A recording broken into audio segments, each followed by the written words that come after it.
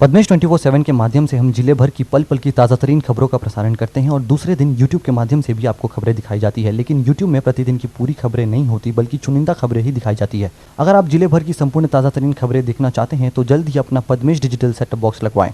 Setup box लगवाने के लिए संपर्क करें 07632240222 या फिर 8319969927।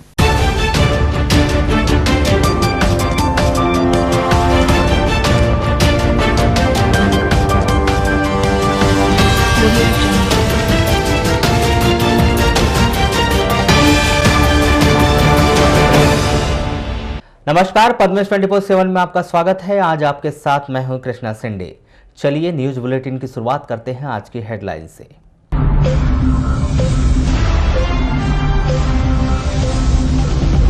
पुलिस नक्सली मुठभेड़ में नक्सली को जिंदा गिरफ्तार करने वाले हाक फोर्स के 15 जवानों को मिला out of turn promotion. Balaghat और मंडला में नक्सलियों की बढ़ती आमद को देखते हुए सीआरपीएफ की एक और बटालियन होगी तैनात। कोरोना से हुई शहर के वार्ड नंबर 1 निवासी 74 वर्षीय बुजुर्ग की मौत।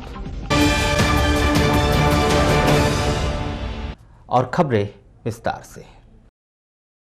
जिले के भीतर कोरोना की रफ्तार भले ही कागजी आंकड़ों में कम दिखाई दे रही हो, लेकिन बेहतर इलाज के लिए गोंदिया, नागपुर और अन्य शहरों में क्रिटिकल पोजीशन में जाने वाले लोगों की मौत होने का सिलसिला थम नहीं रहा है। इसी कड़ी में कुछ दिन पूर्व संक्रमित हुए शहर के वार्ड नंबर 1 निवासी बालक राम मानेश्वर का ऑक्सीजन लेवल कम होने पर उन्हें बालाघाट कोविड सेंटर से छिंदवाड़ा रेफर किया गया था, जहां इलाज के दौरान उनकी मौत हो गई। शहर के कालीपुतली स्थित सहकारी बैंक से सेवानिवृत्त बालक राम मानेश्वर उम्र 74 वर्ष बीते कई वर्षों से रोजाना शहीद चंद्रशेखर मैदान में सुबह के समय हॉकी खेलने के लिए पहुंचते थे। संक्रमित होने से पूर्व भी वहां पूर्व की तरह ग्राउंड पहुंचते रहे। उनके निधन पर टीम गुड मॉर्निंग के और हॉकी खिलाड़ियों ने उन्हें श्रद्धांजलि दी। इस दौरान निवर्तमान नगर पालिका अध्यक्ष अनिल दुहारी ने उनके विषय में विस्तार से जानकारी भी दी। हमारे बीच के यहाँ के सबसे बुजुर्ग साथी, जिनकी उम्र लगभग 74-75 वर्ष थी, जो पुराने हॉकी प्लेयर थे और प्रतिदिन ग्राउंड आते थे। यहाँ ग्राउंड में वो 4-5 राउंड दौड़ लगाते थे, हम लोग के साथ फुटबॉल खेलते थे और 100 मीटर की दौड़ भी लगभग यहाँ जितने लोग बैठे इनसे ज़्यादा ही तेज वो दौड़ते थे। उनका अचानक स्वास्थ्य खराब हो गया और यहाँ पर उन्हें कोरोना टेस्ट कराया, जो पॉजिटिव निकला, तो उनके ऑक्सीजन लेवल कम आने के कारण उनको छिंदवाड़ा रेफर किया गया, जहाँ पर उनकी डेथ हो गई। तो उन्हीं के आत्मा को शांति के लिए हमारे पूरे साथियों, फुटबॉल खिलाड़ी, जितने सभी लोग यहाँ पे खेल प्रेमी बंधुओं ने मौन धारण करके उनके परिवार को इस दुख की घड़ी को सहन करने की शक्ति प्रदान करें, ऐसी ईश्वर से कामना करें। हम सब लोग की तरफ से उन्हें सच्ची श्रद्धांजलि अर्पित करते हैं। छत्तीसगढ़ के रास्ते एक बार फिर नक्सलवाद मध्य प्रदेश के बालाघाट जिले में अपनी जड़ें मजबूत करने के लिए लगा हुआ है। इसी बीच पुलिस भी उतनी ही मुस्तैद दिखाई दे रही है। नतीजा 1.5 साल में हुई 4 पुलिस नक्सली मुठभेड़ में 5 नक्सलियों को मार गिराया गया, तो वहीं एक नक्सली को जिंदा गिरफ्तार करने में सफलता प्राप्त हुई है। इन सब घटनाक्रम को देखते हुए शासन के द्वारा पुलिस के हाथ और अधिक मजबूत करने के लिए जिले में जनवरी के महीने के अंत तक सीआरपीएफ की एक बटालियन तैनात करने का निर्णय लिया गया है। पुलिस अधीक्षक अभिषेक तिवारी ने पद्मेश 24/7 से खास चर्चा के दौरान बताया कि बालाघाट और मंडला जिले में सुरक्षा व्यवस्थाओं को और अधिक पुख्ता करने के लिए सरकार ने सीआरपीएफ की एक बटालियन देने जा रही है, जो आगामी 2-3 महीने के भीतर पूरी तरह से मोर्चे पर तैनात हो जाएगी। इस बटालियन की सभी 6 कंपनियां मंडला और बालाघाट जिले के भीतर रहकर नक्सली अभियान में पुलिस की मदद करेगी। जो हमारा बालाघाट ज़िले में और मंडला ज़िले में जिसको कहना चाहिए कि सिक्योरिटी फोर्सेस की प्रेजेंस बढ़ाने के लिए सरकार ने हमें एक सीआरपी बटालियन आवंटित की है, जो अगले 2-3 महीनों में यहाँ पर पूरी तरह से इस्टेब्लिश हो जाएगी और उसकी जो सभी 6 कंपनियाँ हैं वो मंडला और बालाघाट के विभिन्न नक्सल प्रभावित क्षेत्रों में रहकर नक्सल विरोधी अभियान में अपना सहयोग करेंगे। कान्हा राष्ट्रीय पार्क के ग्राम समनापुर के बाघाटोला में पुलिस और नक्सलियों के बीच 17 सितंबर 2020 को हुई मुठभेड़ के दौरान विस्तार प्लाटून 2 का एरिया कमेटी सदस्य बादल, जिस पर मध्य प्रदेश में 3 लाख और छत्तीसगढ़ में 5 लाख का इनाम घोषित था, उसे जिंदा गिरफ्तार करने वाली हाक फोर्स की टीम के 15 सदस्यों को मध्य प्रदेश शासन पुलिस मुख्यालय की ओर से आउट ऑफ टर्न प्रमोशन दिया गया है। भोपाल से भेजे गए पत्र के अनुसार 22 अक्टूबर 2020 को पुलिस महानिरीक्षक बालाघाट की ओर से इस घटना में शामिल 15 सदस्यीय टीम को आउट ऑफ टर्न प्रमोशन दिए जाने के लिए पत्र लिखा गया था, जिसके आधार पर पुलिस मुख्यालय के द्वारा हाक पोस्ट के एएसआई विपिन खलको को एएसआई पद पर पदोन्नति मिली है। इसी तरह प्रधान आरक्षक राजेश कौल, महेंद्र सिंह, अखिलेश तोमर, सोन सिंह कुशवाहा का प्रमोशन प्रधान आरक्षक से एएसआई पद के लिए कर दिया गया है। वहीं दूसरी ओर आरक्षक राजकुमार कौल, गोविंद सिंह, अनिल सिंह भदौरिया, राहुल सिंह रावत, मोहम्मद इस्लाम आलम, विकास कुमार राजपूत, विवेक तोमर, केशव प्रसाद सरोटे, सुरेश गुज्जर और संजय वरकड़े, इन सभी को आरक्षक से प्रधान आरक्षक पद पर पदोन्नति मिली है। आपको बता दें कि जिन 15 सदस्यीय टीम को पदोन्नति मिली है उनमें हाक पोस्ट की 35वीं वाहिनी बटालियन मंडला, 24वीं वाहिनी बटालियन जावरा रतलाम, 10वीं वाहिनी बटालियन सागर, 26वीं बटालियन वाहिनी गुना, 6वीं वाहिनी बटालियन जबलपुर, 34वीं वाहिनी बटालियन धार, 35वीं बटालियन भोपाल के जवान भी शामिल हैं। पुलिस मुख्यालय मध्य प्रदेश भोपाल के द्वारा यह आदेश उस समय किया गया है जब 2 दिन पहले ही हाक फोर्स और जिला पुलिस बल की टीम ने किरणापुर तहसील के नक्सल प्रभावित किन्नी से लगे हुए बोरबन के जंगलों में पुलिस नक्सली मुठभेड़ के दौरान 2 महिला नक्सलियों को मार गिराया है, जिससे इस टीम में शामिल सभी जवानों का हौसला निश्चित ही बुलंद हुआ होगा और उन्हें भी आउट ऑफ टर्न प्रमोशन मिलने की उम्मीद लग गई होगी।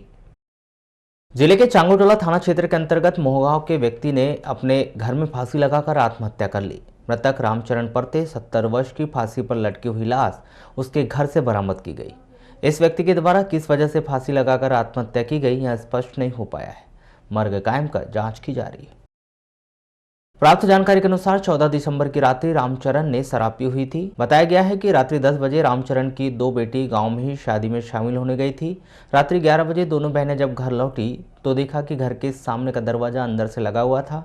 आवाज देने पर भी रामचरण ने दरवाजा नहीं खोला। तब शंका होने पर दोनों बहनें घर के पीछे किचन के दरवाजे की संकल अंदर से खोलकर घर के अंदर पहुंची। देखे तो पिता रामचरण फांसी पर लटका हुआ था। बैयर पुलिस ने बीती रात सिंहबाग के जंगल में छापामार कार्रवाई करते हुए जुआ खेलते 3 लोगों को गिरफ्तार किया। वहीं पुलिस की भनक मिलते ही करीब 2 दर्जन जुआरी, 15 मोटरसाइकिल और 2 चौपहिया वाहन छोड़कर फरार हो गए।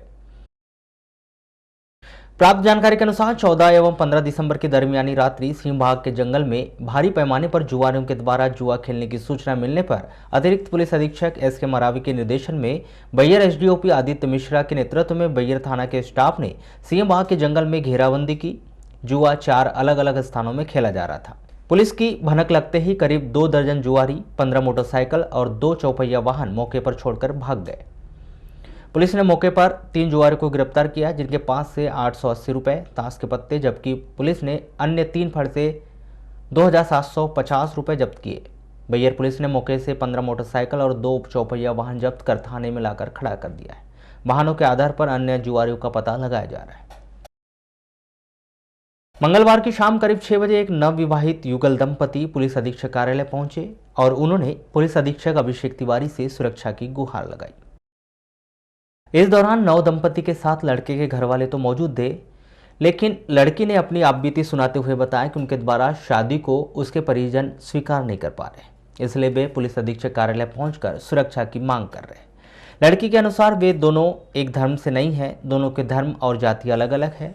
इस कारण परिजन इस रिश्ते को स्वीकार नहीं कर रहे और लगातार उस पर दबाव बना रहे हैं कि वे इस शादी को ना माने। मैंने अंतर्जातीय विवाह के अंतर्गत मैंने अपनी पत्नी से आज मतलब 6 तारीख को मैंने विवाह किया।